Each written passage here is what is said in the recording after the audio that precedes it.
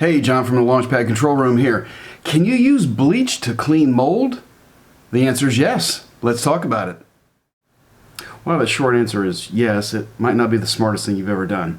See, bleach is only labeled for killing mold on non-porous surfaces.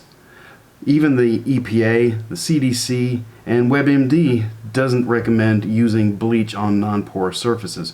You simply can't kill roots that have grown embedded into porous surfaces. You have a lot of other options. The most important thing is to read the manufacturer's label and follow those instructions.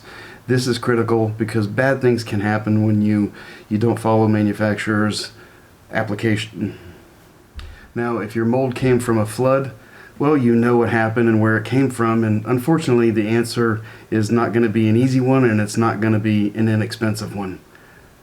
If you simply don't know where your mold problem is coming from, the best answer is to start with an inspection. Find somebody that is a certified thermographer that understands building science, somebody that can follow globally recognized inspection standards like the IICRC, like ASTM, NADCA, and SMACNA, for properly investigating and documenting water damaged buildings. If you'd like to have a discussion, leave a comment below or feel free to give us a call at the office. We'd love to talk about it.